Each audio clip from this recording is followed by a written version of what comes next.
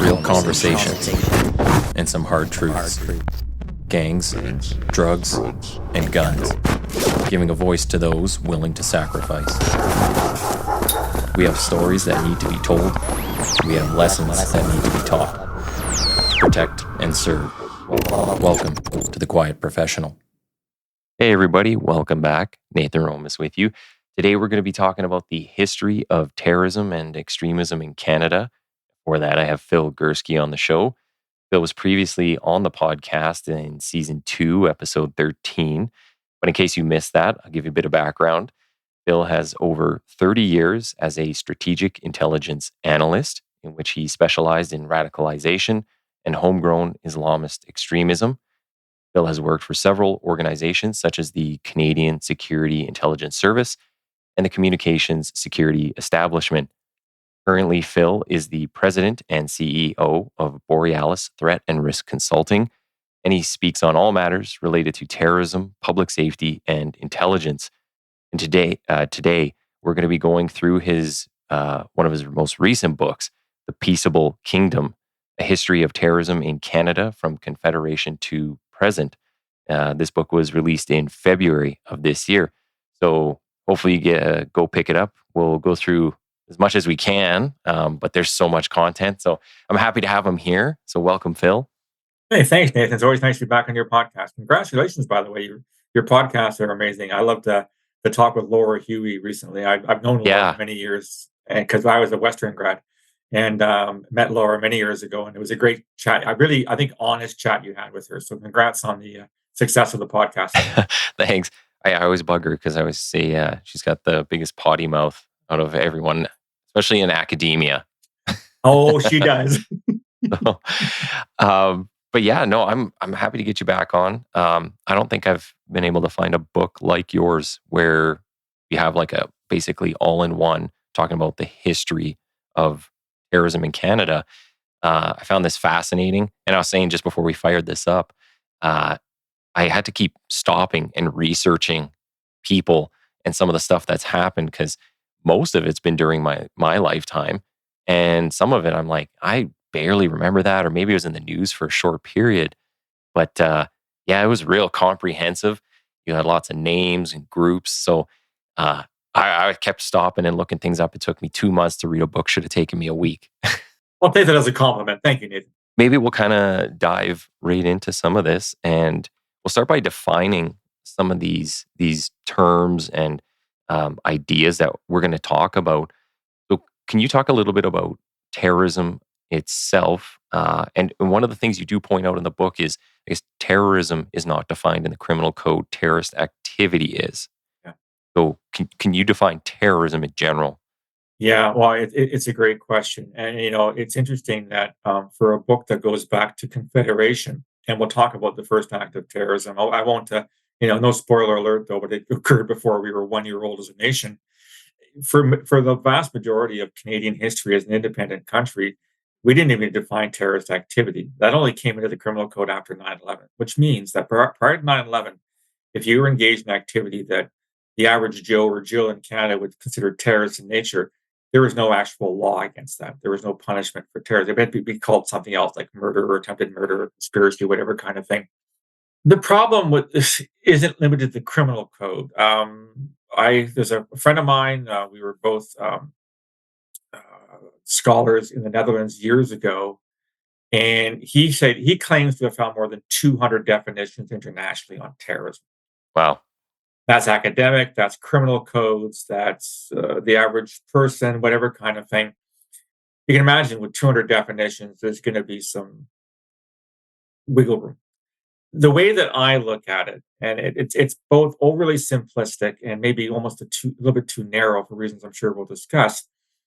Terrorism is any form of violence, planned or perpetrated, in the name of some kind of an ideology, an idea, a religion, or a political system.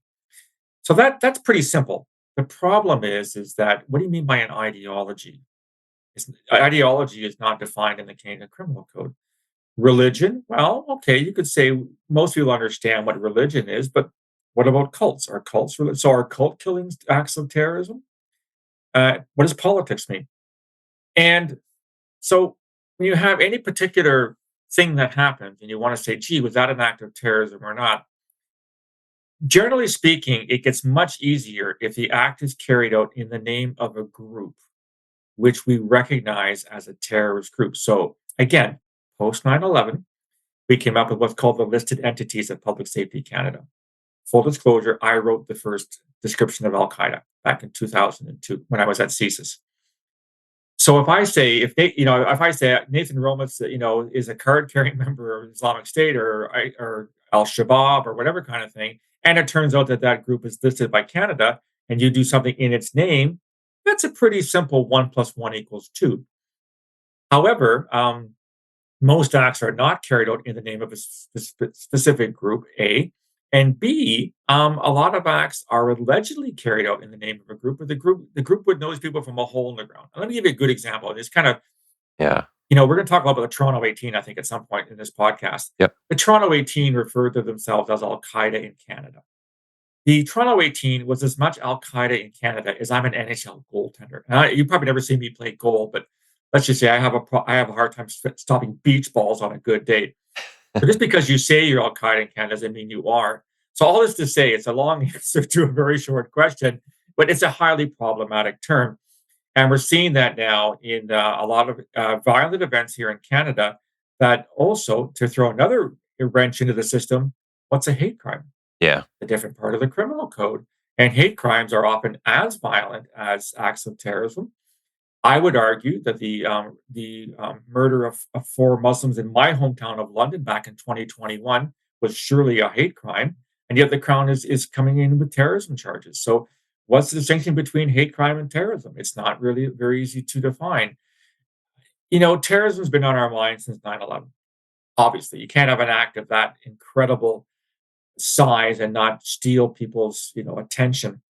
But I think that we got to be really careful in being judicious in how we use the word terrorism when we decide to apply terrorism charges, because there are also implications for the Crown, for the prosecution in Canada, to establish terrorism motive. But we can deal with that later on in the podcast as well. And one of the things I kind of was going to touch on later, but maybe we'll just kind of touch on it briefly here is when you talked about hate crime and a lot around the definitions of these things. So whether you're talking terrorism or hate crime, I find in my case, like we might come across hate crimes more than terrorism as police.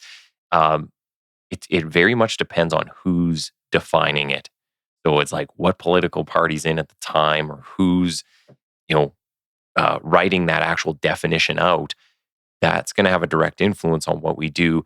And some of the stuff I don't like when it comes to the hate crimes, you'll get someone punch somebody else, because we've had this, just like punch somebody else and they'll call them a racist name while they're doing it. And all of a sudden you'll see in the news, oh, they're being investigated for a hate crime. Like, it's not a hate crime. It's a crazy person just rambling on. But they do these things, they put these narratives out there. And you mentioned this quite a bit throughout the book. You got to be careful with what you say in the news, in the public space, because once you say that, now people start, you create fear in a community or whatever it might be. So yeah, if we have to be careful with the definitions. I think people just generally want to put things in a nice, neat box, but most of this stuff it's a Venn diagram. It just overlaps in a million different places. So, and there's 2 associated problems, Nathan, with this, whether hate crimes or terrorism. First and foremost, you have to prove the motivation, and sometimes that's really difficult to do. You can prove beyond a reasonable doubt that I took a knife and I stabbed somebody in a mall. It's on CCTV. We got eyewitnesses. I took a knife and I went bang. Why did I do it? Well, now you're getting into my mind. Unless I write a manifesto, and even there, manifestos should not be trusted. These are often just streams of consciousness. Anders Breivik, the guy in Norway back in 2011, wrote a 1,500-page manifesto. I have it on my bookshelf. Trust me, it is boring, boring, boring. And how much of it is real? And how much of it is just his imagination? Secondly, from a prosecution's perspective, in Canada, first-degree murder is an automatic life sentence, supposedly with a minimum 25 years behind bars before parole can be entertained, but we all know that that's not always the case. What's the penalty for terrorism? Automatic life sentence for 20 years. So in other words, why would you ask the Crown to try and prove motivation, which is very, very difficult? You have to be able to read people's thoughts. Yeah. When in fact, if you get a successful prosecution and a guilty verdict or guilty plea, you get the exact same sentence under Canadian law. You know, to me, I'm not sure why you would want to do that. So we survived as an independent nation for over 130 years without terrorism laws. We could easily scrap terrorism in the criminal code tomorrow, still do our prosecutions, still do our investigations, and still come up with the exact same result. Does it allow once a terrorism charge is laid or something's labeled as such, does that just mean we get to throw more resources at it? Do we get certain kind of funding? Like, there's got to be let's say, a benefit to calling something terrorism. You know, I never thought of it that way. I don't know. I don't. Certainly, it does raise the fear factor, as you alluded to earlier. If we think we've got terrorists running around, whether they're white nationalist terrorists or jihadis or Sikhs or God knows what, people become much more afraid because the T word. Look, it's not a coincidence that the word terrorism and the word terrify come from the same Latin root, Mhm. right? People are afraid by these types of things. I don't think it's a resource issue. Look at, CSIS, where I used to work, has a mandate under Section 2 of the CSIS Act to investigate terrorism, along with other things like espionage and foreign interference. What CSIS does and what ends up being the prosecution are completely irrelevant for two reasons. CSIS doesn't collect evidence, so its information can't be used in court. Secondly, the reasons why you investigate somebody may, in fact, not at the end of the day end up with the charges you're like. Think of Al Capone, right, in the Yeah. 1930s. He's a head organized criminal in the United States, and what's he found guilty of? Tax evasion. So the investigations you do and the decisions that are made with respect to what charges lay under the Canadian Criminal Code can be two completely different things. As long as you get a guilty verdict at the end and you put the guy behind bars, that's all you really care about.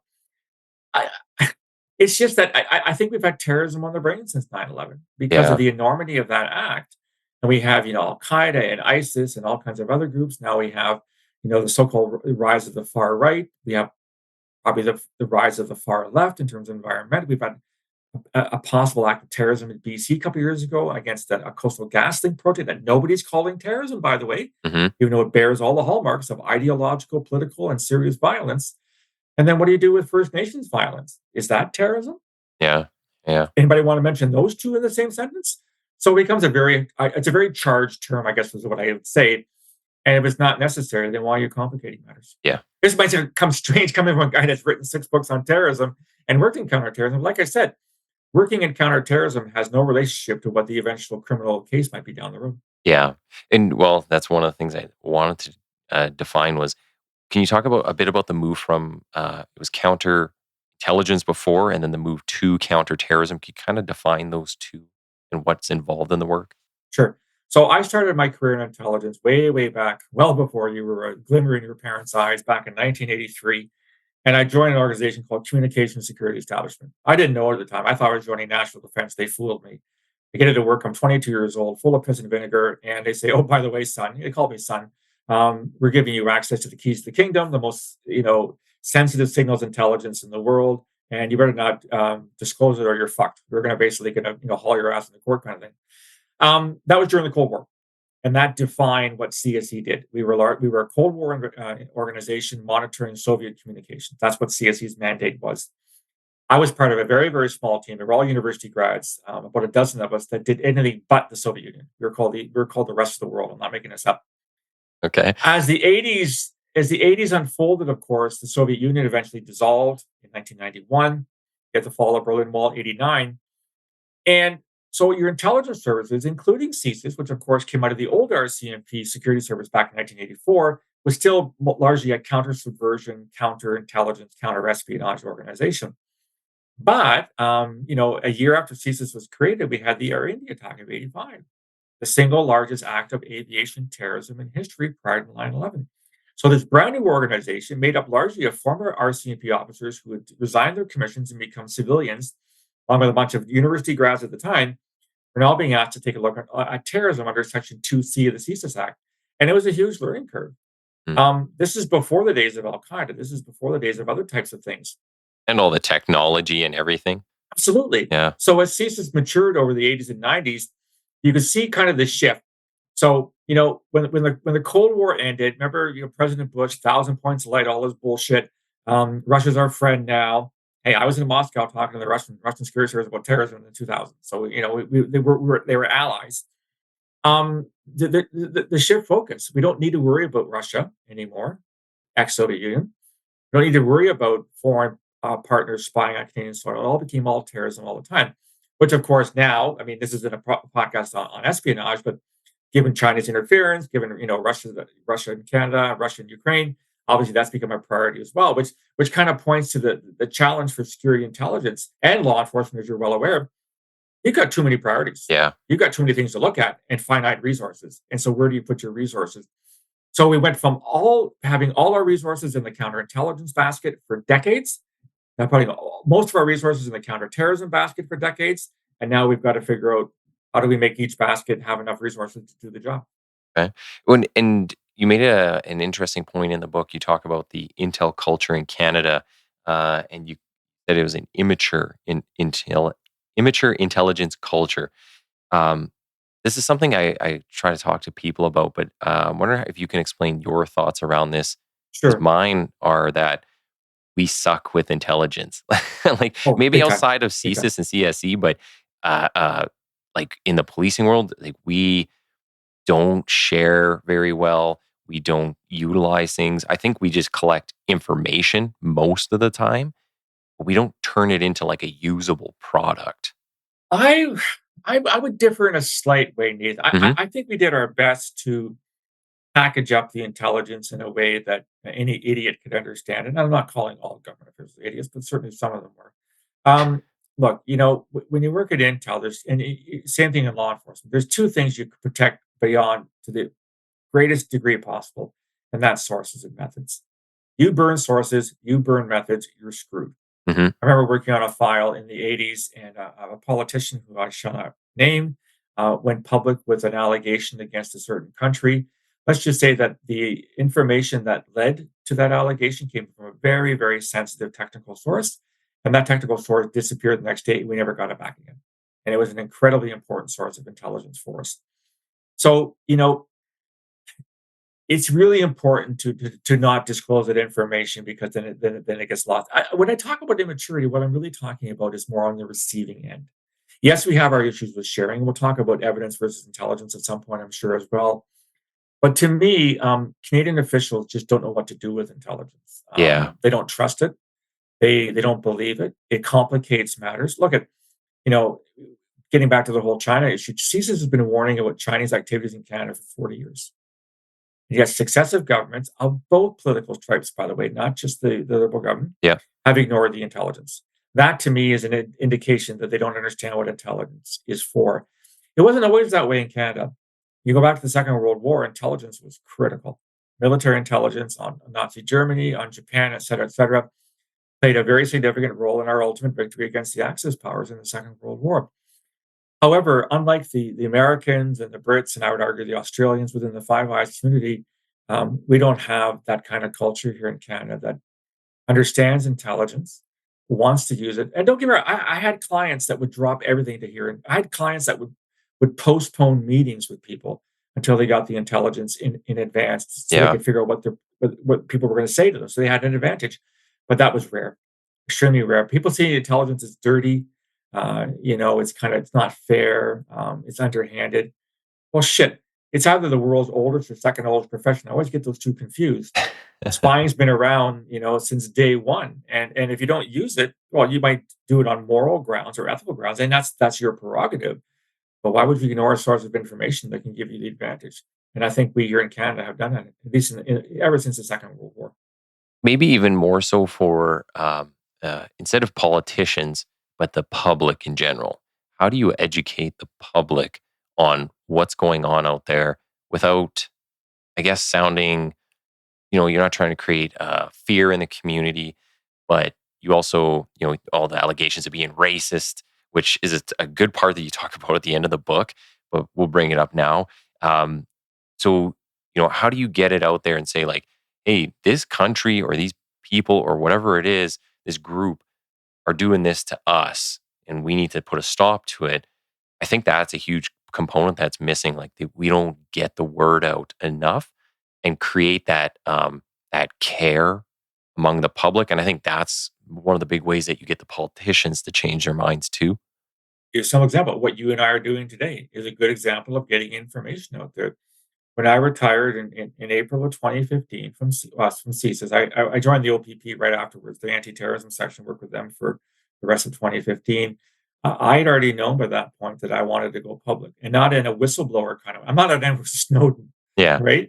And I worked with people at CSE, one woman in particular who went public in the 90s and she should have been shot as far as I'm concerned for what she said. She disclosed sources and methods like you wouldn't believe it. Nothing ever happened to her. She wasn't even charged.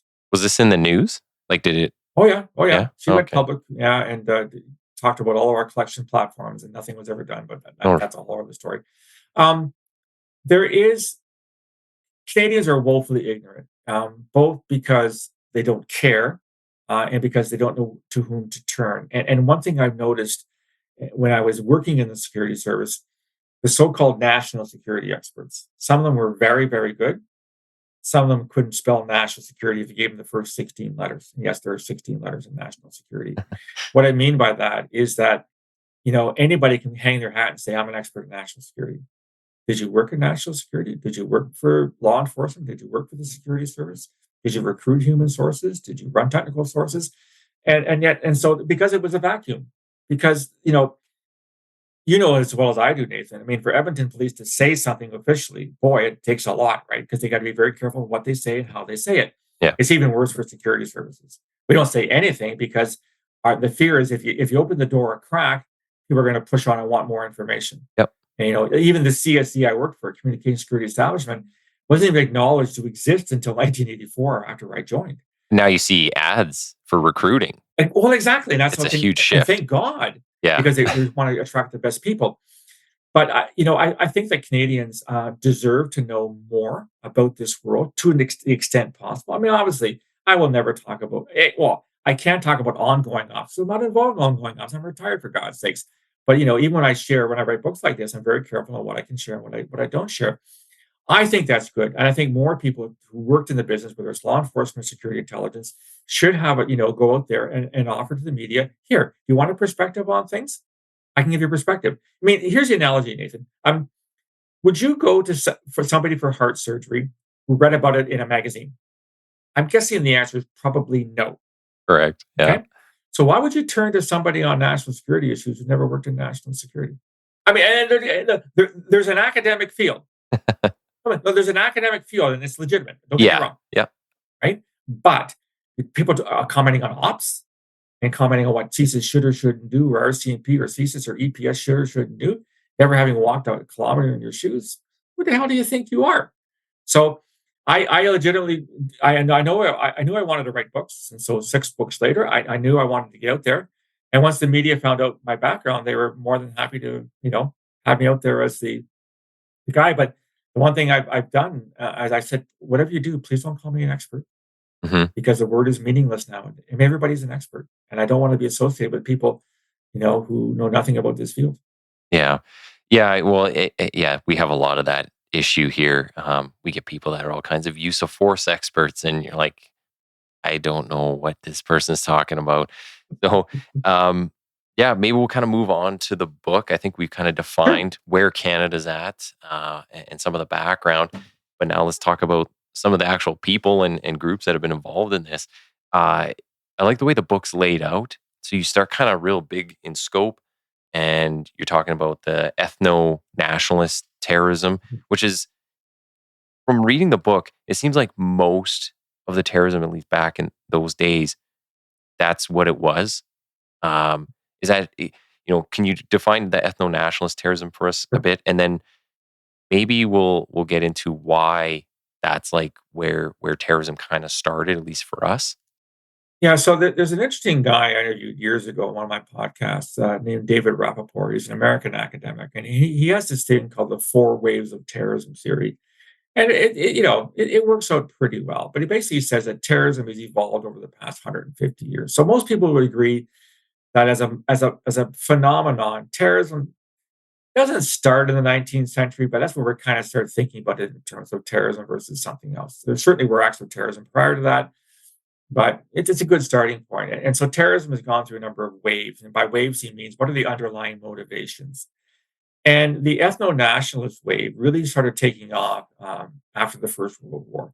when a lot of nations who were, colonies of the United Kingdom, France, Belgium, Spain, et cetera, et cetera, et cetera, wanted to become free. They wanted to be independent, and people would use violence against the colonial powers to achieve that goal. So that's what we call it, ethno-nationalist terrorism, basically.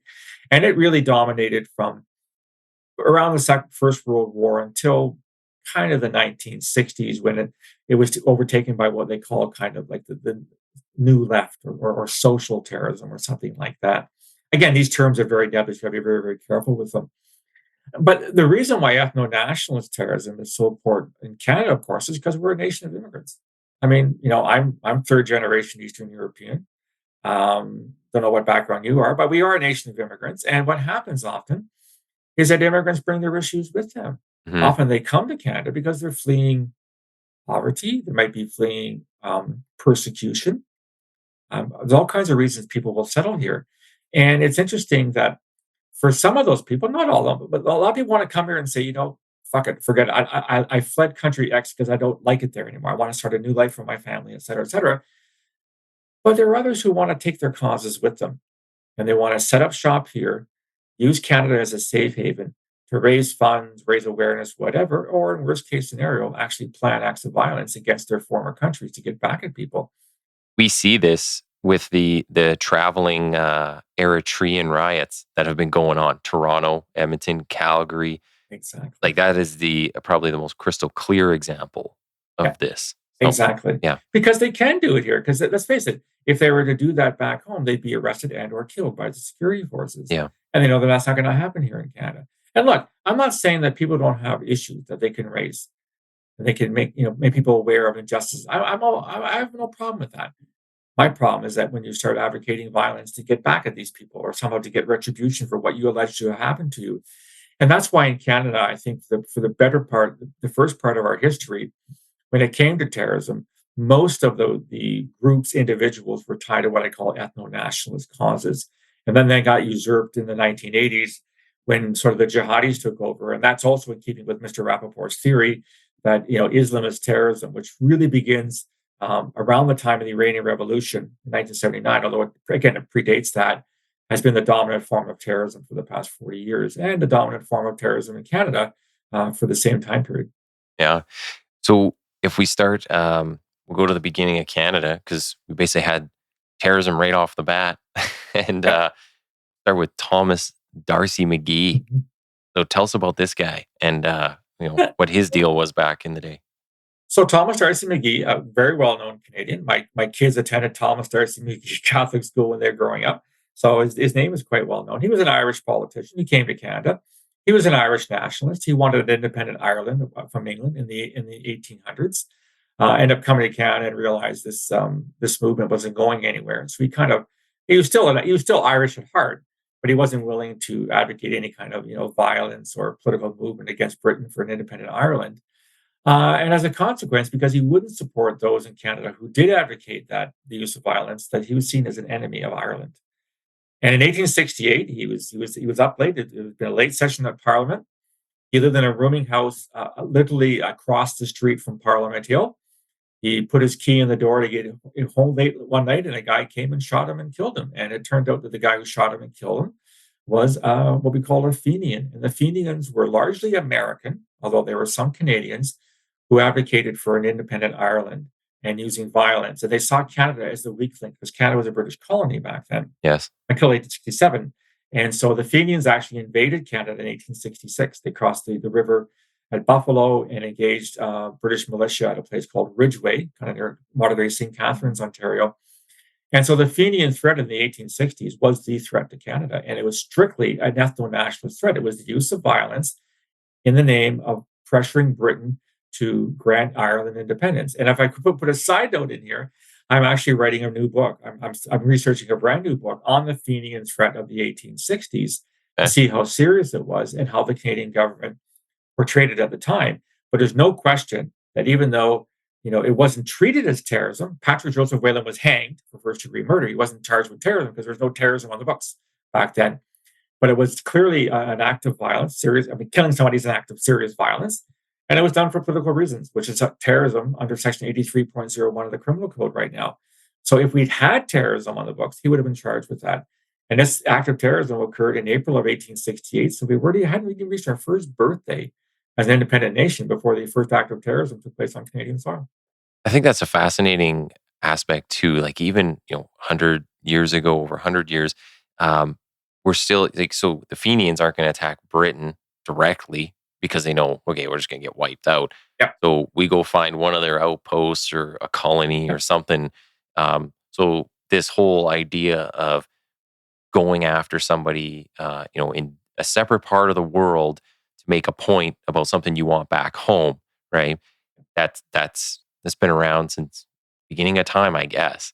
Absolutely. And as it turns out, there were a lot of Irish Americans that fought for the North in the American Civil War. So, of course, the Civil War ended in April of 1865. You've got all these men, they're armed to the teeth. They've just spent 5 years fighting the South or 4 years fighting the South in the Civil War. So they're all full of piss and vinegar with nothing to do. And they've got this leadership saying, okay, this is great. You guys, you've got great military training. Now let's get back to the real cause, which is Irish independence. And that's why they basically tried to launch war against Canada. Again, there was the Battle of Ridgeway. They attempted raids in New Brunswick, in Quebec. The raid I liked the best was in 1870 or 1871. A group of 30 of them tried to go north into what was then Manitoba. If you remember back then in 1870, when Manitoba became a province, a very, very tiny part of Manitoba. It was like a postage stamp size. Yeah, basically, yeah, the old Red River colony, right? And so these guys claimed to cross the border and they seized, I think it was a Hudson's Bay post or something. The problem is that the border was not well defined back then. The post they actually seized was in Minnesota. So they thought they got it in Canada. They couldn't find it on a fucking map. So they basically had this great raid. It lasted about 10 seconds. They claimed victory and then they kind of faded away. And ever since that raid, nothing's ever happened. The threat faded away, but it was a serious threat. And it was, in fact, some have said that had it not been for, if the Fenian threat had not been serious in 1867, Yeah. Confederation would not have happened. That the eastern provinces, New Brunswick and Nova Scotia, were balking at coming into Canada. They want to remain independent British colonies. But because of the Fenian threat to New Brunswick in 1866, that forced their hand in eastern Canada to agree to become Really? initially, Ontario, Quebec, New Brunswick, and Nova Scotia, the first four provinces. So, I mean, think about it. Canada as a nation would not have been created in 1867 Is had it not been because of terrorists. Well, yeah, and and we'll get to more of that type of stuff when we talk about the French Canadians and that aspect. But one of the things too, just staying with all the Irish stuff, I noticed lately when I go through the bookstore, so I go to Indigo or Chapters or whatever it's called, they have a bunch of books that have kind of popped up that are on like Irish revolutions, mostly in an American sense, but there were a couple to do with Canada, and I didn't get into reading any parts of them, but just looking at them and reading the back, I was like, man, I didn't think this was like a big thing here. Like I had zero clue that the Irish were fighting for independence back overseas or using Canada like to do attacks here, and then just they had such a big influence in a historical context, but I don't remember any of that in school. And I'll go one further. So I was born in 1960. So of course, the terrorist group of the 60s was the IRA. Yep. You think of Bloody Sunday '69. You think of the bombings in England. You think of the killing of Lord Mountbatten, the attack on Margaret Thatcher in Brighton, where the IRA famously said, "You have to get lucky all the time. We have to get lucky once." It was a failed bombing, but it could have killed the British Prime Minister. How many Canadians realize that Yeah. without the Fenians, there's no IRA? So a movement that started in northern United States but had sympathizers here in Canada, that eventually became the IRA after Ireland attained independence in 1921 from Great Britain. And the other thing that people say, "Oh, IRA, that's 60s and 70s shit. Who cares about them?" There are still six provinces in Ulster, Northern Ireland, that do not belong to the Republic of Ireland, and there are people who still say they belong to Ireland. They should not be part of the United Kingdom. And if England will not listen to us and grant them independence to join Ireland, despite the fact that Northern Irish don't want to become part of Ireland, they said we're justified in using violence to achieve that. So maybe the IRA may be seen as yesterday's terrorist group, but I can guarantee you, as I said earlier, people who have grievances that are not resolved there's always going to be a small number of people who say we are justified in using violence to resolve our grievances. So if you're going to try and tell me that nobody on the planet thinks that using violence in the name of an independent Ireland is still around, I got swampland for that I'd like to sell to you, because there's always going to be somebody Yeah. who thinks this is the only way to get what we want, i.e., in this case, independence for the entirety of Ireland. Yeah. And even if you get a new group and you think it's a whole new thing, generally they pick up on themes or topics that the previous groups have. Exactly. Maybe in talking about some of your work with CSIS, like if you hear of a new group, so Al Qaeda or ISIS or whoever it might be, when you hear of them, you immediately have to go and research, go through all the history and go, okay, what are they latching onto here? Who are we dealing with? What region are they looking to grab? Why? Like, is that a big component of it, the history? Yes and no. Hmm. From an investigative perspective, not necessarily, because the motivations are the same. Whether it's ISIS, so sticking with the jihadis right now, whether it's Al Shabaab or ISIS or Al Qaeda or whatever, they all sing from the same song sheet. Mhm. I mean, my very first book, The Threat from Within, way back in 2015, discusses the ideology. They all share the same ideology. It may differ at the fringes, but the cores are always the same. They use the same Quranic texts. They cite the same historical figures. So they're all basically cut from the same sheet. The only time it makes a big difference is what I alluded to earlier, is the listing process. Mm. So, if a group, branches off from Al Qaeda in Edmonton, sincerely hope there's no such thing out there, but you can tell me if I'm wrong. If you want to list Al Qaeda in Edmonton, you got to come up with proof in open source, by the way. You can't use intelligence for this. It indicates here's who Al Qaeda in Edmonton are. Here's what their platform is. Here's why we think they qualify as a terrorist group. So it only gets really, really dicey from the listings perspective. And from my perspective, I was never really too worried about listings. It didn't mean we could or couldn't investigate somebody. Listings really came into, I think, as a tool for the government in terms of financing. So if you send a check to Al Qaeda in Edmonton, and Al Qaeda in Edmonton is a listed terrorist entity, you can be charged under terrorism financing laws. So terrorist groups come and go all the time. It's the underlying ideology that rarely disappears. And you're referring back to the IRA. I mean, you have the real IRA, the provisional IRA. I've lost track of how many IRA groups are out there these days. Bottom line is they haven't entirely disappeared because the underlying grievance hasn't been entirely addressed. I think part of the issue though is like, and you brought this up in the book a few times, where Canadians can be forgetful about a lot. It's like an act happens and then they just kind of move on and they forget about things. Squirrel. But Squirrel. Yeah, and if we want to understand, because a lot of people, when these 9/11 happens, people immediately ask why, and it's like, well, if we look at all the history, we'll know exactly why. We have to keep that in our minds. It's the forgive but not forget kind of idea, I guess. Just we have to know why these things occurred, the historical context, because, and like we were just saying, we're a nation of immigrants, and a lot of people are bringing their tribal warfare and issues over here, and those are issues that have been going on for thousands of years. If we look at the Middle East, like these are never settled disputes. So we have to understand why, and then you have a better idea, I guess, or grasp on the context. So not that it's solving it necessarily. That's the enforcement part or intelligence part, but yeah. Understand. Do you remember the old Doonesbury comic, Nathan? Doonesbury. Yes. Yeah. It was a big American comic. Yep. I don't know if it's still around, but it's big in the 90s, 2000s.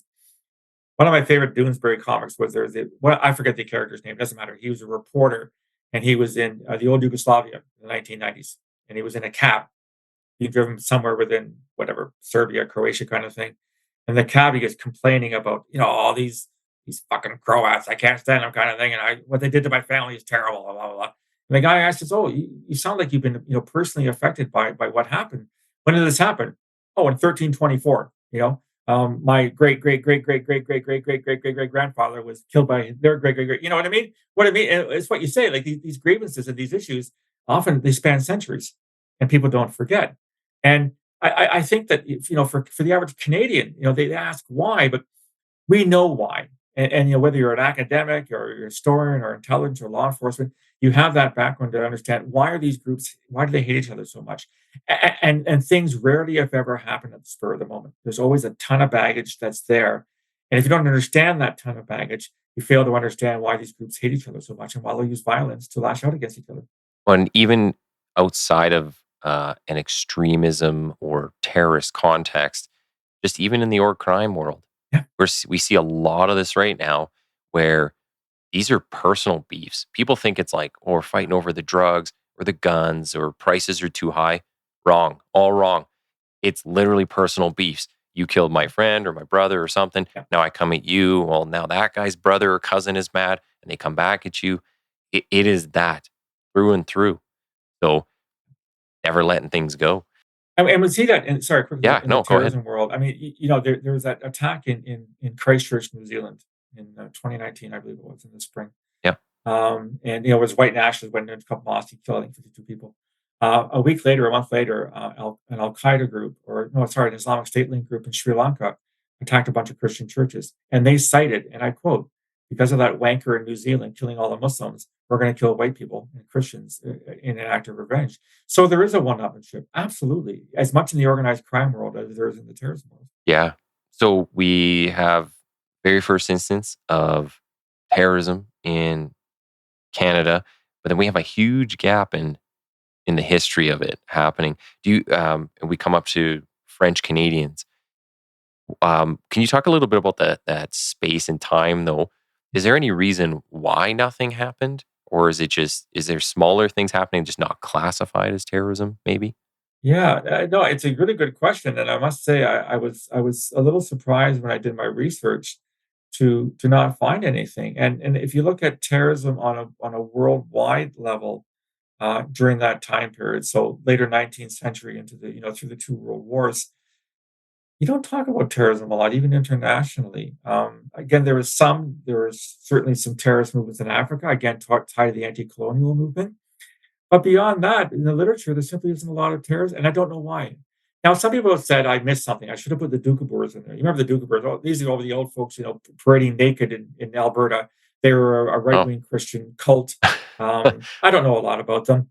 Apparently, they carried out acts of violence. I don't know if they killed anybody, to the best of my knowledge. I did. I chose not to put them in there because I just didn't see that as a terrorist. That was a cult. hmm. I didn't see what they did as terrorism per se. But again, given the wobbliness of the definition of terrorism, people could easily just as well make a case that this was an act of terrorism. But from my perspective, it simply wasn't serious enough. And as a consequence, yeah, we had that gap pretty well from the assassination of T.D. McGee. You did have still some Irish nationalist actions in Canada. In fact, the Welland Canal was apparently going to be attacked as late as 1900 by Irish nationalists in Canada. Never was, so that didn't take place. Maybe because the wars and the depression became so dominant in terms of our attention span. Yeah. Terrorists didn't have any way to get on the public's mind because the mind was too full of worrying about the world being at war and the world surviving a depression in between. Yeah, it seems like everybody had other things Yeah, kind of on the go yeah, at that time. yeah, Um, yeah. well, so we move up to the period where we're talking about French Canadian terrorism. Uh, kind of run us through what happens during this period. Sure. So, of course, for listeners who aren't as familiar, I mean, we had the Battle of 1759, in which the British defeated the French, Montcalm and all that kind of stuff. And so basically, French Canada became English Canada. But there were some who, still their allegiances were still with France, still with French culture. And the allegations that the English mistreated the French, didn't respect their language, didn't respect their culture. So you have this simmering in the background for the better part of 2.5 centuries. By the late 1950s or 1960s, you've got also, I mean, you look worldwide, right? You're dealing now with the Vietnam War. So, people are becoming more and more emboldened to protest against their governments and perceived misdeeds by their governments or unfairness by their governments. This is the whole 60s, 70s kind of thing where, rising up to protest and in some cases use violence is acceptable. In fact, in the United States in the 1960s, the greatest terrorist threat was from the far left. groups like the Weather Underground and things like that. They're basically pissed off at U.S. society and want to change it. Maybe I'll just add in there too, for context for people. Like this is when TV's becoming big and things are becoming broadcast nationally. So people are getting information faster. You're getting on like the nightly news. So I think that has like a big part to play in how people are. Oh, it's a great point. Yeah. No, and you're right. And to fast forward to today where news is instantaneous. Yes. Unfortunately, it's not always well thought out or corroborated. And you know as well as I do, whether you're working in a police investigation intelligence, corroboration is what you need. Independent sources corroborating the same thing. Any source can lie. And I think that, what you believe today, whether disinformation, misinformation, whatever the campaigns are out there, is problematic. So, in the early 60s, then we've got this group of people in Quebec that say, okay, look, we really don't want to be part of Canada. And it was a small group, and they tried to push for it politically at first, didn't seem to get anywhere. And then they started setting off bombs in Montreal. And from about 1963 until 1970, the stats that I saw were somewhere in the neighborhood of 250 bombs were put off in Montreal, mostly in post office boxes and stuff like that. Total of 6 people in total died, though. Some of them wrong place at the wrong time, or trying to dismantle bombs, et cetera, et cetera. They held up banks to raise funds for their movement. And they're more like a pain in the ass. Montreal police was trying to deal with them. I'm sure the RCMP security service as well. And this is essentially labeled as subversion. So subversion is, under Section 2D of the CSIS Act, is any attempt to overthrow the democratically elected Canadian government. So essentially what the FLQ, the Front de Quebec Liberation Front, was trying to do was essentially use violence to get their way, i.e. secession from Canada, independent Quebec. And, by October of 1970, then they kind of crossed the line. They kidnapped the British trade representative, and they kidnapped a Quebec minister whom they killed, Pierre Laporte. James Cross was the British representative. That's when the shit hit the fan. And the then Trudeau, Pierre Elliott Trudeau, basically said, okay, enough's enough. Like, okay, we're not putting up with this shit anymore. Once Laporte's body was found, and now that you've kidnapped a diplomat, this is serious shit. And so basically the government declared martial law, invoked the War Measures Act in October of 1970. And eventually James Cross was found. I talked to the RCMP officer who was actually one of them who found him and knew where the FLQ was hiding him. But interestingly, at the end of the day, none of these guys were charged with terrorism. In fact, one of them, I forget which one it was, he was allowed to go to Cuba, essentially free to, just leave the country kind of thing. So even though we had 6 deaths, 250 bombs, we had a society living in terror of the FLQ in the 1960s, when push came to shove, part of the perpetrators were simply allowed to leave the country. Yeah. Think about that. I mean, think of, allowing, I don't know, one of the Toronto 18 just to go to Bahamas just to get him out of the country. I mean, you wouldn't even think of that, nowadays. But back in 1970, that was a solution to our problem, which just kicked them out for the time being. Really, really bizarre. And yet, again, this was a serious terrorist movement. Again, it wasn't called terrorism because there's no terrorism statute in legal code, but it met every definition of terrorism that anybody, I think, would see as a legitimate definition. And there's a really good book on the October crisis. I can't think of the name of the author, though. I'll have to put it up when I put up the episode description. I think I know which one you mean. I think I've got it myself, actually. I can picture the cover in my head, too, because it's got like a lav or one of the vehicles. Is it The Making of the October Crisis? Yes. Yeah, that's one. Yeah, it's a good book. Yeah. So people could pick that up and see a very specific view on just like focused on that, those events. So we have the FLQ setting off bombs. We have the kidnapping. From there, we end up moving into a couple referendums as well, right? One of them was during my lifetime. I was pretty young when this happened, but I remember this being national news. I remember my parents they're never political. Like they weren't ever, they never really talked politics around me or anything. But I remember them kind of watching this and talking a bit about it, which got me thinking like, oh, maybe this is something, like this could be an issue. I remember kids in school talking about like, oh, if Quebec leaves, like what's going to happen to the provinces on the East Coast and what's happened to the rest of Canada? So you want to talk a bit about the referendums? I got a better story for you. So the first referendum was held in May of 1980. And I just finished second year at Western in London, where I'm from, and I got a summer job working. This is an exchange program between Ontario and Quebec. So Francophones would come to Ontario, and Anglophones would go to Quebec to learn each other language, cultural, the kind of big group hug, all that kind of bullshit, right? So I ended up working in a manpower office of all things in downtown Quebec City, and my job started the day after the referendum. So here's this kid, Anglophone kid, from London, Ontario. My French was pretty good. I mean, I could get by. I didn't speak Quebec French, but I could speak standard French pretty well. Here's this white kid from London, Ontario, right? I mean, Bastia. I mean, London, Ontario. How more British can you get, for Christ's sake? Who starts off in an office full of Quebec francophones. Yeah. And I'm thinking, what in heaven's name have I signed up for? And it was fascinating. So it was definitely the talk of the day around the water cooler for about 15 minutes. And then that's it. People just moved on. Been there, done that, got the t-shirt. Let's get back to work. Because if you remember, the first referendum was 60-40 against. So it wasn't even really very close. Quebecers said, you know what? We don't want that. We don't want to separate from Canada. We want to become part of it.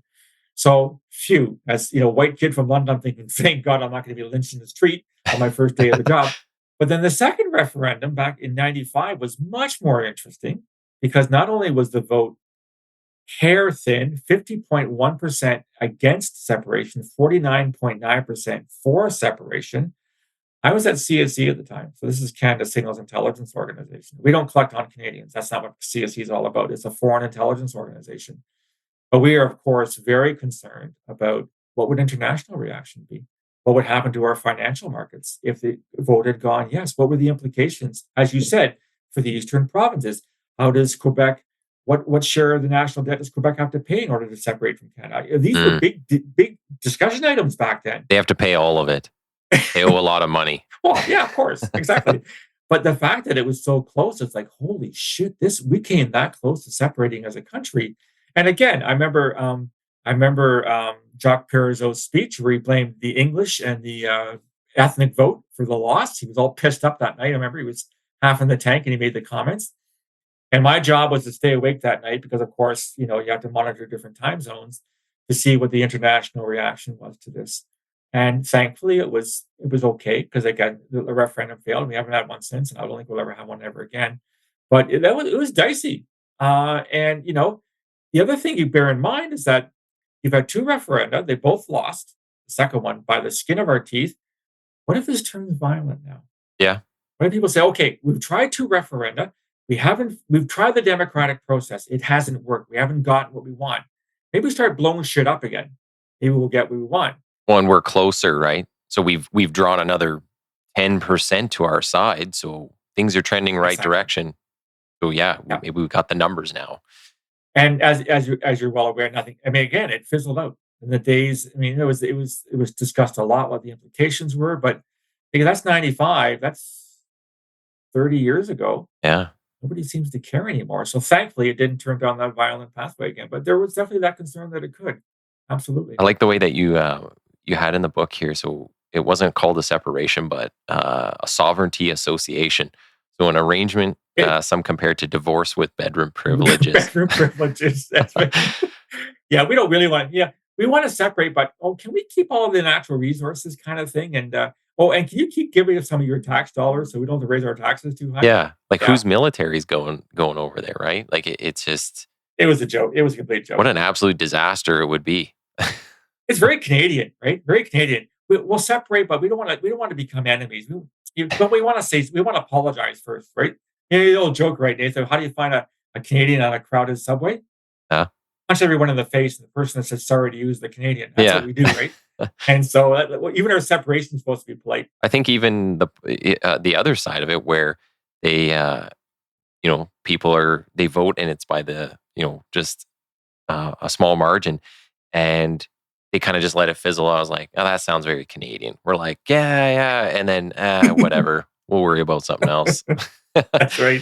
So we had the FLQ, and that was through 60s, 70s. And are there still any kind of remnants of them? Do you see any of that when you were working at CSIS? No. But I mean, the other thing that's important about the FLQ, of course, is that those events of the 60s and 70s led directly to the creation of CSIS. Yeah. So if you remember, there were allegations at the RCMP in the 1970s through the security service. So for your listeners, the security service was created in the aftermath of the Second World War. It was largely an anti-Soviet body to look at Soviet interference, spying in Canada, but it had a large mandate to look at anything terrorism related and subversion as well. And the allegations that the RCMP was involved in, shall we say, non-standard practices in the province of Quebec. And I'm not going to be critical of law enforcement. You do what you need to do to make sure you're up on what's happening. But this being Canada, of course, it wasn't very polite. The RCMP didn't say sorry for burning the barns. And as a consequence, we had the so-called McDonald Commission, which led to the decision to create this Canadian Security Intelligence Service. What that meant was taking that function, investigating subversion, espionage, foreign interference, and terrorism, and putting it in the hands of a civilian agency. And that saw the light of day in June of 1984. I was at CSV at the time.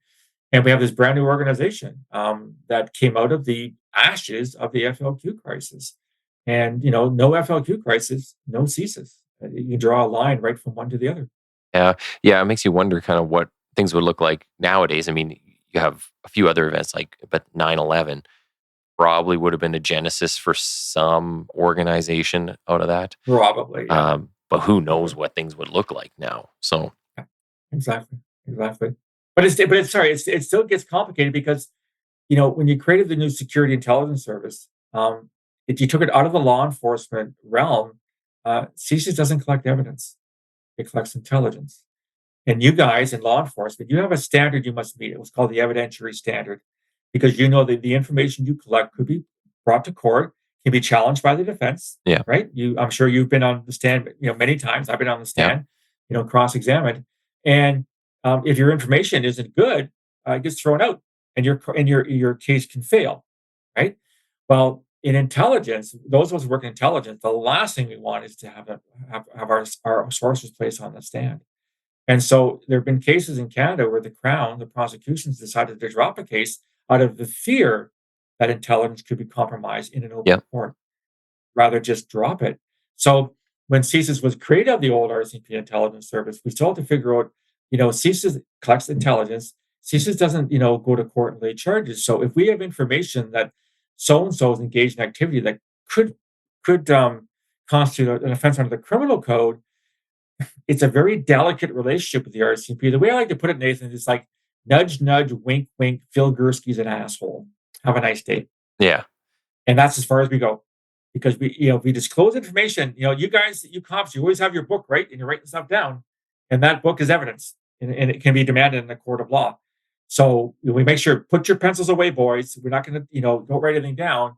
This is just a hint, an indication. You might want to take a look at Phil Gurski for, X, Y, or Z reasons. And then you guys, in the case of the RCMP, that's when they would start or continue a completely independent, parallel, non-joint investigation. Yeah. Because the information collected has to be to an evidentiary standard to possibly be used in court down the road. And you bring up a good point, and this is something that we deal with even nowadays. So, yeah, if we're laying a charge on somebody as law enforcement, all the evidence has to be presented and it goes to court. But there's many times where you can talk to people. You just talking to people or informants, and it might not be usable info, but it still points you in the right direction. Okay, I'm not wasting time and money and resources chasing ghosts here or a bad lead. Like, they can come in and say that, right? They can say, hey, you're on the right path. Maybe you want to steer it a little bit more this way. You're like, oh, okay, I got to start hanging out in this area or looking at this person. That's all it is. And we have a lot of police, and this gets back to the intelligence thing and information versus intelligence. A lot of people are afraid to use intelligence or sources, but it can complicate things at times. But a lot of the time, we wouldn't be able to do half the things we do without it. So whether it becomes disclosure or it's just something on the back end where you're like, okay, that's a nice to know, but I can't formally use it. I start out my own investigation, go from there, collect the evidence. Yeah. Well, one thing CSIS, I think, has been fairly criticized for historically. is we don't talk enough to you guys. And the one thing when I worked at the service, one of my favorite activities was actually going across the country and talking to law enforcement as an educational piece. Not to say that you guys didn't know shit from Shinola, but based on our what we've been looking at, we see these things as important. And I felt personally that was helpful because you guys got a lot on your plate. You're not just investigating national security; you're investigating organized gangs. You've got drugs. I mean, you guys got way too much work given the resources you have, and then the public pressure you're under not to fail, right, and to not get no, not to be seen as doing things wrong, whatever the hell that's supposed to mean. Yeah. So I found that my time with law enforcement was great, and that's why I agreed to join the OPP, Ontario Provincial Police, in 2015 when I retired. They approached me and said, "Hey, we know who you are. You briefed us a million times in the past. We hear you're retired. We'd love to have you as a resource on our team to help law enforcement officers." And the OPP, the anti-terrorism section, draws from a variety of municipal services across the province. They usually go on secondment to the OPP anti-terrorism section. So here's guys from Sault Ste. Marie to Windsor to London, all kinds of stuff. They never worked terrorism. Why would they? You got other things to worry about, right? And so my job was basically to help them understand, what is terrorism, what does it look like, and if you're investigating, person X in Oshawa, when he says these types of things, this is generally what it means. And then that, and I can honestly say with great pride that some of what I was able to help them with led to a successful terrorism prosecution in Ontario. Mhm. Because they now understood, what terrorism was, how to collect, the evidence to the standard demanded by court, and to get a successful prosecution, which we did. So, again, I tip my hat to you guys every day. I mean, law enforcement is there for us, and is it perfect? No, but neither is intelligence, but neither is anything else. But there has to be a way for us to work together. Mhm. It's delicate, it's complicated, but I think we do it fairly well. It would be my assessment. Yeah, I think it's a good relationship. It's nice to talk about some of the critiques of things and point them out because we don't want to we don't just blow by things that could be No, corrected. no, of So, course not. but yeah, we covered the Irish period. We've gone up to the French period. One of the things that was fascinating in this book was talking about the Armenian genocide and then some of the impacts in Canada. I had no clue about this. So, if you could run us through some of the events that happened here. So, okay, just to give your listeners a bit of background, when we talk about the Armenian genocide, so this goes back to the First World War, and during the First World War, there was no country called Turkey yet. It was part of what's called the Ottoman Empire, which dated back to the 16th century. And the Ottoman Empire was a huge tract of land. It went all the way east as far as Iraq. It went all the way west as far as Vienna. In fact, they were at the gates of Vienna in the 1680s. And if they'd gone through the gates of Vienna, they could have conquered Western Europe. This was kind of the Ottoman Empire was kind of the successor to the Muslim Empire of the 8th, 9th, 10th, 11th centuries. Anyhow, so the Ottoman Empire, in its waning days, which we didn't know it at the time, actually fought on behalf of Germany in the First World War. So they were an enemy of the West. You maybe have seen the famous film Gallipoli with Mel Gibson. Oh, oh, A great film where the Australians landed in Turkey in 1916 to put pressure on getting so that the Ottoman Empire would be busy fighting there as opposed to fighting German and Austrian troops on the front lines on the Western Front. Great film with Mel Gibson. Not that Mel Gibson made a lot of great films, but that's a whole other issue. So within Turkey at the time, there were a lot of minority groups. The Kurds, you probably heard a lot about the Kurds still these days, who wanted and there are Kurdish terrorist groups fighting for an independent homeland. And another group were the Armenians. So there's currently today an Armenian country. It's Armenia. And it's in the news today because of its yeah. dispute with Azerbaijan over disputed territory called Nagorno-Karabakh. But anyhow, there were millions of Armenians living in Turkey at the time, the Ottoman Empire. And the Turks saw them, first of all, they weren't Muslim, they were Christian for the most part. And the Ottomans saw them as a fifth column, as a danger. So they basically kicked the Armenians out beginning in 1915, forcibly. Yeah, pack up your bags, piss off, leave the country. And this was the great sort of Armenian march of those years. And thousands of people got starved to death or died or whatever kind of thing. And this was all in the goal of trying to keep Turkey Okay. a pure Turkish country. So the Armenians never forgot that. And as a consequence, they've tried to get Turkey to acknowledge this. Turks have never acknowledged it. And so, again, a grievance, right? You've got a political grievance. In this case, partly religious too, Christian versus Muslim. And at the fringes of this movement, you have people who want to use acts of violence to remind the world of what Turkey did. So, true story. It was the summer before I joined CSC back in 1982. I was working as a translator over in Hull, Gatineau today. I had already been I hadn't quite signed my contract with CSC, but I was in the running for working with CSC. But it was a summer job over in Gatineau. I'm driving back to London to do my master's degree at Western, and there's a RCMP roadblock on the 417, which is the main highway that traverses Ottawa. And they're stopping all the cars and checking inside and stuff, and I think interesting. And it turned out because that morning, I wasn't aware, there was an assassination right along the Ottawa River, something called the Sir John MacDonald Parkway. And it was a Turkish diplomat, military attaché, who was at a stoplight. He was shot dead. And he was shot dead allegedly by Armenian terrorists. So again, the use of violence to try to make a point, to get Turkey to apologize for the Armenian expulsion of 1915. They were never caught. They fled into the forest and were never caught. 3 years later, I was working at CSE, and another group of Armenian extremists, there were a whole bunch of Armenian extremist groups, I think an alphabet soup of groups. They stormed the Turkish embassy in downtown Ottawa, and they killed a security guard who was a young francophone who was acting as like a rent-a-cop kind of thing, right? They killed him. They stormed the embassy. They took it over and eventually surrendered. They didn't kill anybody else. But again, this was another Armenian group that was trying to punish Turkey for the what they call the Armenian genocide of 1915. So again, under the rubric of ethno-nationalist terrorism, we have Armenians living in Canada, a small number of whom thought that we need our cause needs attention. The world has to be educated on what happened to our people 100 years ago. And as a consequence, we had, or in that case, 75 years ago. And so we had 2 acts of terrorism on Canadian soil. Again, the Armenians that stormed the embassy and killed the security guard were not charged with terrorism or the criminal code because there was no statute of terrorism or the criminal code. And I think eventually they were deported. And what I'm wondering too is why Canada again? Why is it always in Canada? Why not? Yeah. You can act relatively independently. You can say it's freedom of expression. What did the Prime Minister just say, Nathan, about what Khalistani terrorism in Canada? When Modi, okay, I'm not a Modi fan, okay, Narendra Modi, or the Indian president, but Trudeau's first response to Indian accusations that we're allowing Khalistani terrorists to operate us. What did Trudeau say? Freedom of expression. Yeah. That was his first response, which is under the charter.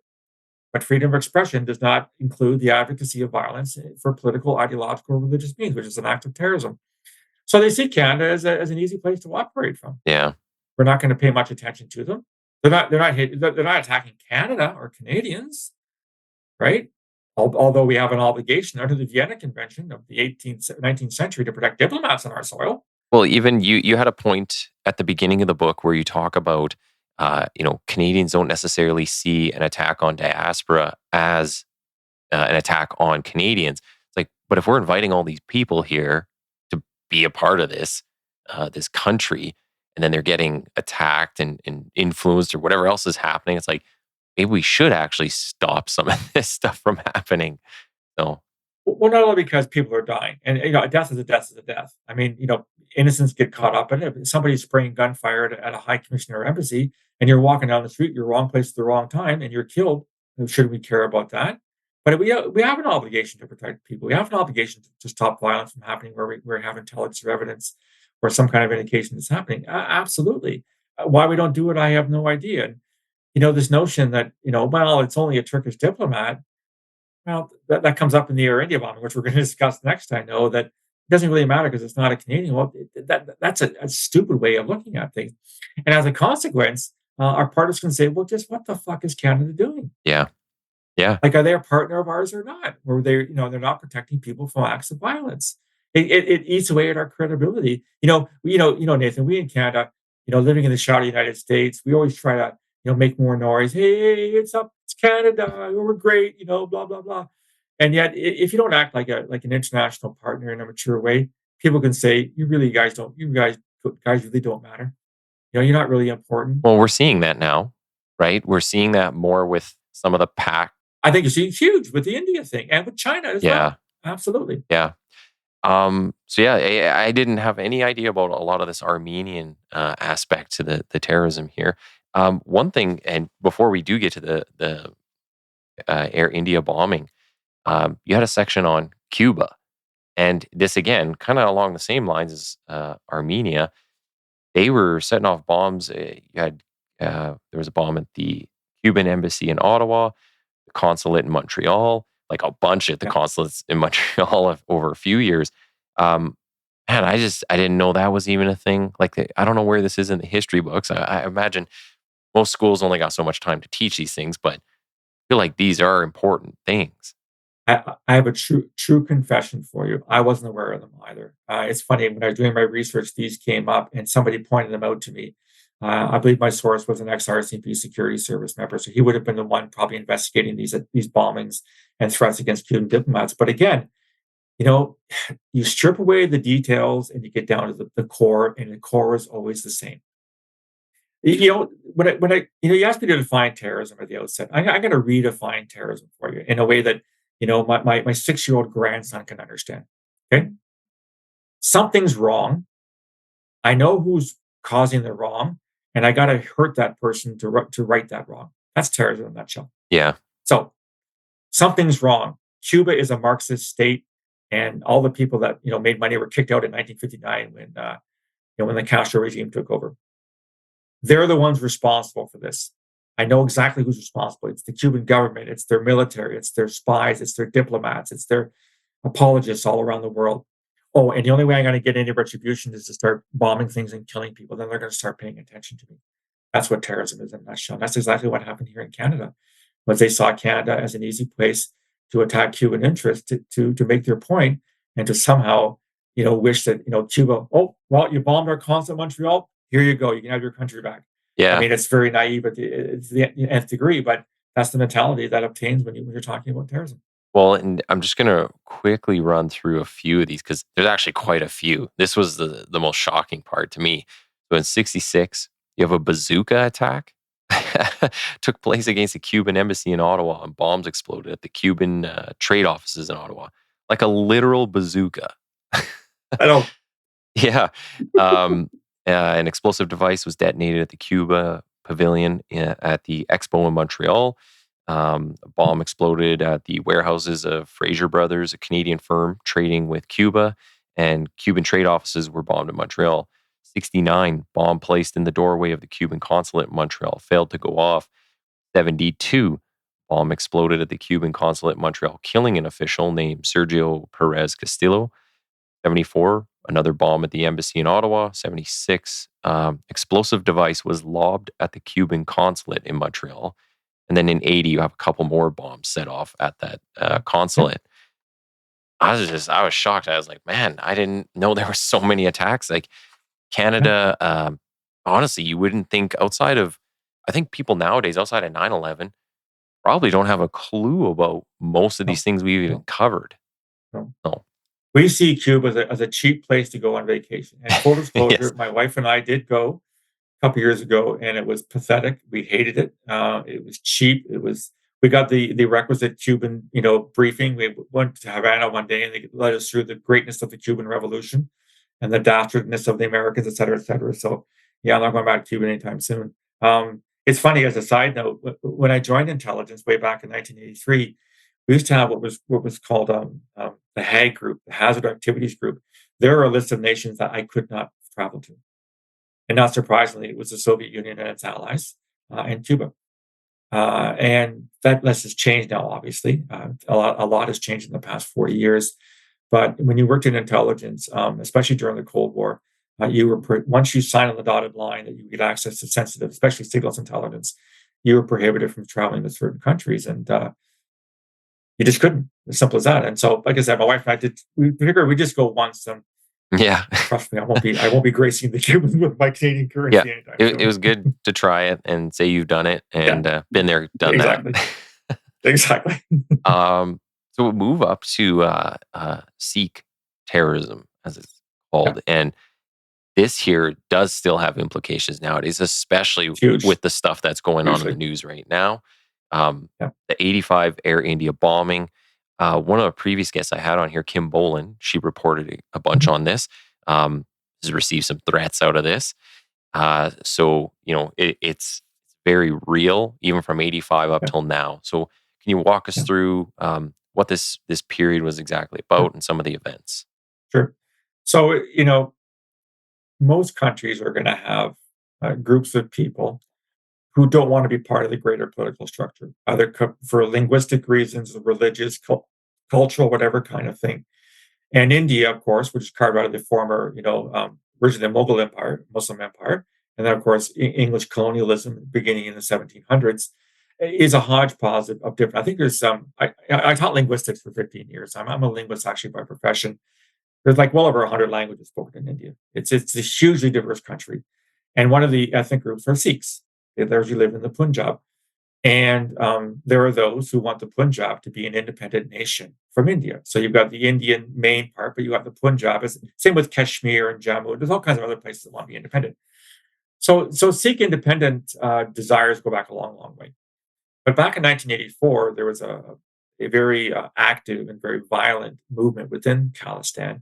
And of course, Sikhism is a different religion. Hinduism is the dominant religion in India. Sikhism is a minority. And there was a movement that gathered around certain temples that are sacred to the Sikh faith. And the Indians decided to raid one of these temples in the summer of 1984 because they felt that there was arms being held there and bombs being made, etc. And they're trying to preclude violence. Operation Blue Star? Blue Star Yeah. against the temple at Amritsar. Yeah. And they end up huge battle between Indian forces and Sikh militants, slash terrorists, slash extremists. A whole bunch of people died. And then a few months later, in retribution, President Gandhi was assassinated by two of her bodyguards, who happened to be Sikhs. So this kind of sets in motion this India versus Sikh war. And again, going back to Canada, we have a tremendous Sikh diaspora. It's been here for decades here in Canada. Largely, although not exclusively, concentrated in BC on the West Coast. And by 1985, we have a lot of groups that are clearly terrorist in nature. Khalistan Liberation Army, a whole bunch of them. I list a whole bunch of them in the book. And they want to get back at India still for the raid of the Golden Temple, which, of course, anytime an army invades a religious space that's very sacred to you, that's unacceptable. You want to basically teach them a lesson. Don't you ever do this again. So beginning in 1985, the brand new CSIS, I mean, we're talking less than a year old, is now seized with what's going on in the Sikh community. And is it possible that there are acts of violence being planned? Section 2C of the CSIS Act, terrorism, that we have to keep an eye on. Brand new service, still getting its feet, trying to figure out how does it mandate different from the old RCMP security service, what's evidence, what's intelligence, et cetera, et cetera. Bottom line is that we didn't do our jobs to the best of our ability. And as a consequence, bombs were placed on two aircraft. One that left Vancouver ended up stopping, I believe, in Toronto, Montreal, eventually was blown out of the sky off the coast of Ireland, killing 329 people, I believe, mostly Canadians, by the way.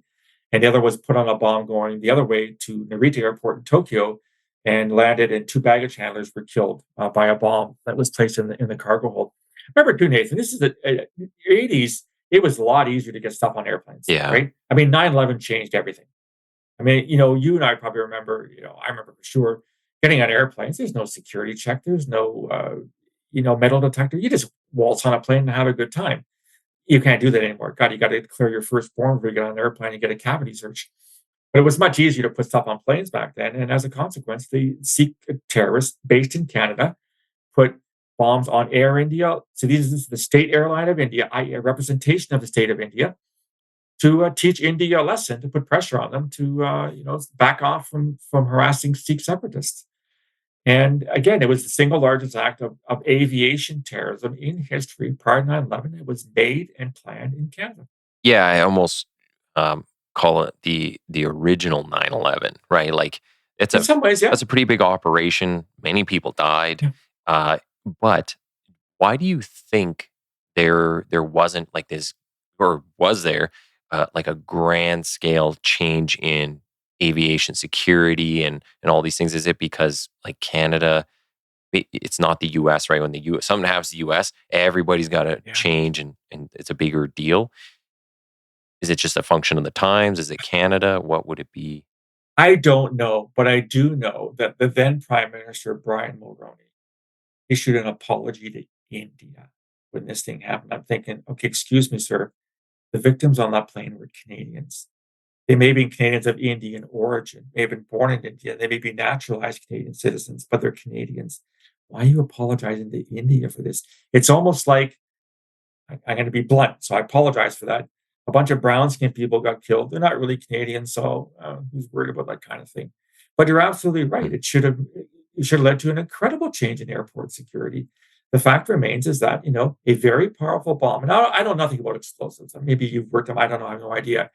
But it seems to me that it's a fairly significant bomb would be required to take a plane out of the sky. You've got to breach, obviously, the pressurized cabin, et cetera, et cetera. But it's not just a firecracker that they put on it. It was a pretty sophisticated thing, I would guess. And as a consequence, more than 300 people died. And yeah, it's a good question as to why it didn't lead to more recriminations. And of course, the trials took years. We had the Air India. Remember the Air India Commission? Yeah. I've got all 8 volumes of that sitting on a bookshelf somewhere downstairs. Like in Canada, right? We'll form a royal commission if something happens. It's so Canadian, as opposed to actually getting to the bottom of what really happened. It happens decades later. Yeah, I know. It's just anyhow. But yeah, as I said earlier, when you work in security intelligence, you're only as good as your last failure, and this was a failure. I'm not criticizing individuals. I know I have very good friends who worked Sikh investigations in the 1980s. I'm not calling them incompetent. I'm not saying they do their job, but end of the day, your job is to stop these things from happening. We did not stop it from happening, ergo, it's a failure. Yeah. We have to acknowledge that. And does that play into a lot of the politics I'm talking specifically on the politics side today? Do you think that comes up between Modi and Trudeau when they're talking? Well, I bet you he raises it on 100%. every occasion because, again, Sikh terrorism as a phenomenon, we've forgotten about that. That's yesterday's issue. It doesn't exist anymore. Hello, it exists still. I'm not saying to the same extent. I don't know. I never looked into Sikh. It wasn't one of my specialities at the service. But I'd be very surprised, as I said earlier, the grievance hasn't been resolved.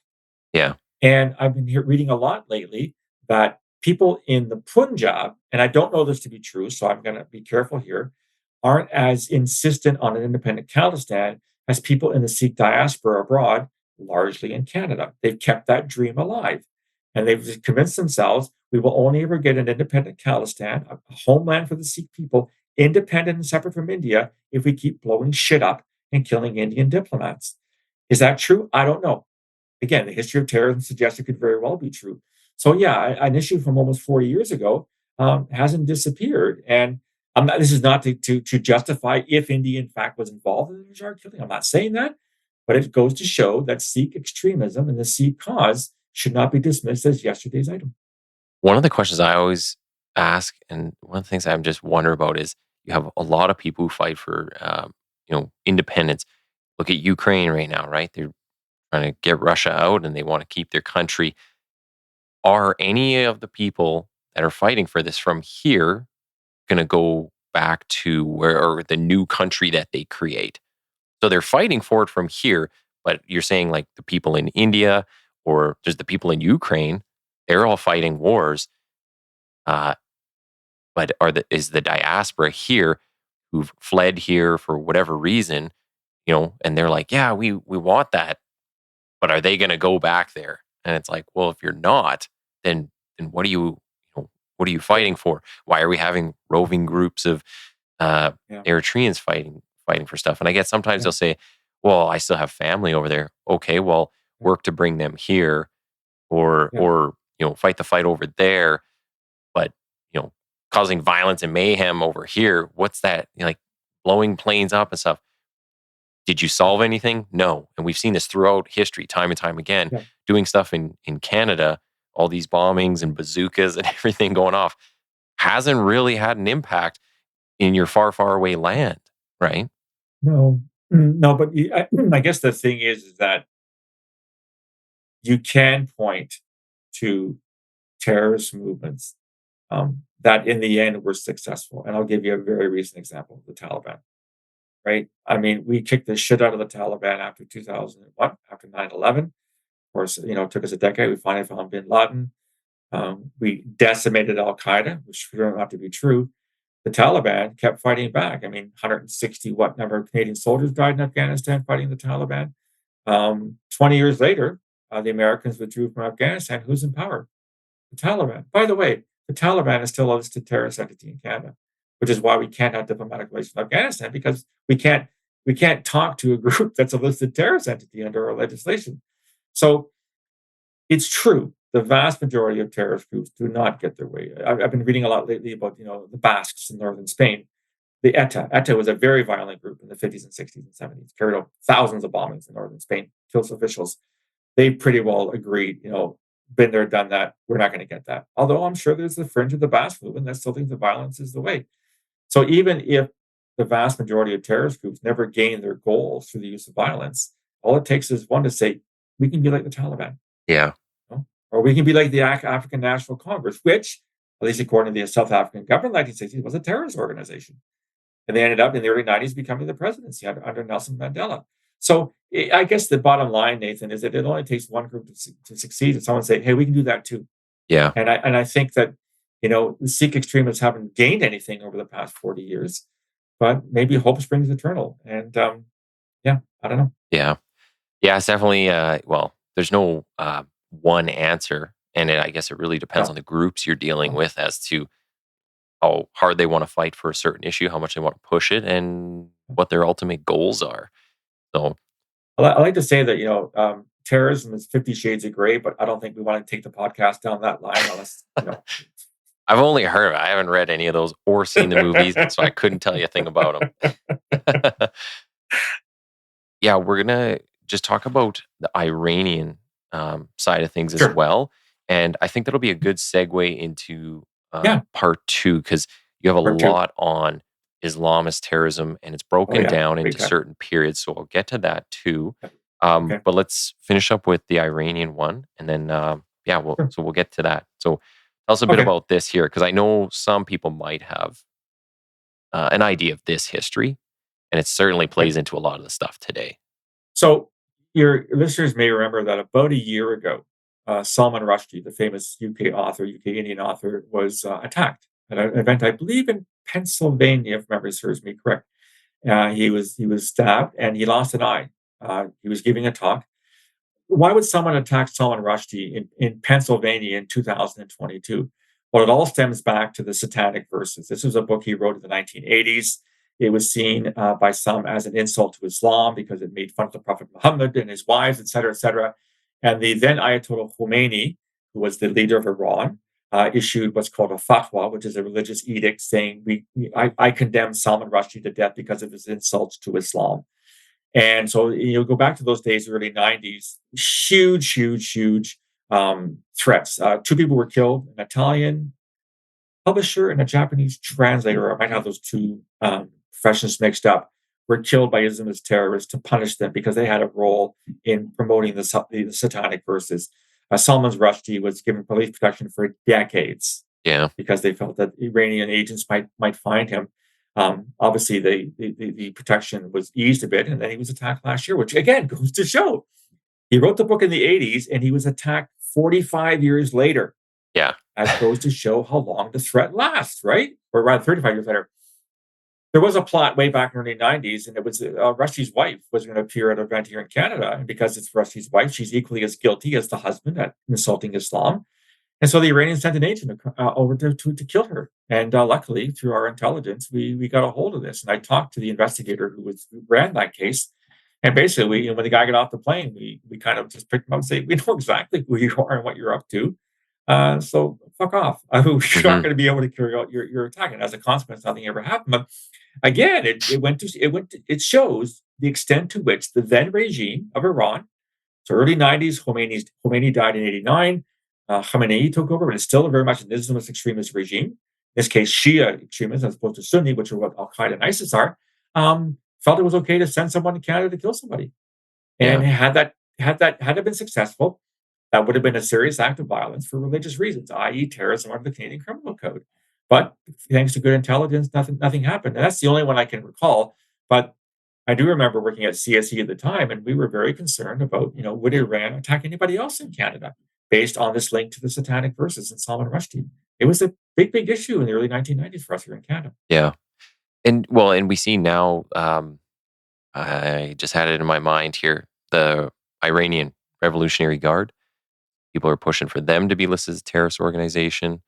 There's Yes. there's a lot of different Yeah. things going on with Iran, and I mean they've got There are. influence, that they're the biggest dog, I guess, in that region, have influence Exactly. everywhere. Exactly. And the other interesting thing, to end on when it comes to Iran is that, again, Canada being a safe haven for groups that are in opposition, we had a huge presence of a group called the Mujahideen Khalq, also called the People's Mujahideen Organization. We call them the MEK. These were Iranians that fled the regime in 79 after the revolution because they didn't want to live under the Ayatollahs. And they were Marxist in nature. And they were run by a brother and sister team that eventually got holed up in Iraq. And back in 92, I believe it was, I don't remember the year, or it was 94. There were rumors that the Iranians had assassinated the brother and sister who were living in Paris at the time. And as a consequence, the MEK had a very strong presence here in Canada, and they stormed the Iranian embassy to get retribution for the alleged assassination of the Rajabis, the brother and sister, which turned out to be a false rumor, by the way. They stormed the embassy, they beat the shit out of people, they didn't kill anybody, but it was an act of terrorism, obviously for ideological reasons, and a serious act of violence. And a lot of countries were attacked. There was an attack on the Iranian embassy in Canberra. There was an attack on other Iranian embassies to basically punish Iran for taking out the leadership of this group. But the MEK were a joke. They were a cult. Couples who joined were forcibly kept apart. They couldn't sleep with each other. It was just really bizarre way of doing things. But again, they stemmed out of the older. They were anti-Shah, so they took part in the protests against the Shah in the 1970s. But when the Ayatollahs won, they said, we don't want any part of the Ayatollahs. They're religious, we're political, we're Marxists, we're socialists. Mm. And as a consequence, they became enemies of Iran, and they carried out massive terrorist attacks in Iran in the 1980s. One of them was an attack against the leadership of the Iranian Revolutionary Party that killed, I think, 75 people in 81 or 82. So this was a terrorist group, and they were listed as a terrorist group in Canada until the Harper government delisted them in 2012. I remember at the time thinking, why would you delist these people? On what grounds? But the listings process is a very political one, Nathan. And if we want to put pressure on Iran, maybe to be a bit of a better boy on the international stage, maybe we can, by delisting the MEK, we can send them a signal, and they might behave better. I have no idea what the thinking was. But yeah, the MEK was something we looked at very seriously in the 1980s and 1990s in Canada. Wow. It's just all this stuff and how it's so intertwined. And then also a lot of these things are overlapping, right? Like we have things are kind of going into the same decades or even at the same time. So like you're saying, it's very difficult for intelligence agencies, law enforcement, all these people to allocate resources to be completely effective. But we've been good at what we've done so far. I think so. So I think overall, I think so. I mean, you guys see this every day in law enforcement. You'll never have enough resources to do everything, which means some criminal acts will succeed because you don't have enough officers to prevent them. It's the way it is. Same with intelligence. You do the best you can. And I would agree with you. Law enforcement and intelligence in Canada, we're very good at what we do. We go to work with one goal only, to stop bad shit from happening. And most times we succeed. But we're only known for our failures. And that's neither fair nor unfair. It is what it is. You go to work next morning and just say, well, we'll try and stop more from happening. That's the reason why they send you a paycheck every 2 weeks, right? Yeah. So I think that's a good place to wrap this one. Great. We have, we're going to come back with a part 2, and we're going to talk all about Islamist terrorism, because that's kind of the focus of your career, or for much of it. You've got it broken down into a pre 9/11, post 9/11 to 2013 period, and then from 2013 on. There's also a few other aspects, because we start to move out of just talking about the big ideologies, but into talking about, you have stuff on a few individuals, but then you've met with some of the families. So there's a lot of parts we didn't cover, and I want listeners to know that. there's many other events, but and we won't get into all the individuals because there's so many. No, it's far too many. Yeah. But yeah, people need to get the book. They need to read this stuff, know about it. Yeah, and I'll throw links up and when we get these out. Thanks, Nathan. I appreciate it. So yeah, it's available. So it's available on Amazon. Yeah. So just again for clarification, I self-published in 2020. I couldn't get a Canadian publisher interested. I'm not kidding you. really, I was already the author of 5 books published by American publishers, peer-reviewed, and I couldn't get a single Canadian publisher to take any interest in my book. So I self-published. And then 2 years later, I was at a function in Toronto, and I had a guy come up to me and say, I'm from a small publishing company in Toronto. We focus on military and security issues called Double Dagger. We want to publish your book. Can we do it? I said, absolutely. So I updated it for the second. It wasn't a lot of changes. It only been 2 years. But yeah, I'm not kidding. Canadian, I guess because my name's not Margaret Atwood, they wouldn't touch me. So I had to self-publish. yeah. Well, man, it's good that it happened, right? You never know how things are going to play out, I guess. Exactly. But I'm thankful that they published it. So Me too. yeah, no, we'll definitely have a part 2 here. Just hang on for 2 seconds, but yeah, we'll see you here soon. Sounds good, Nathan. Thanks for having me on.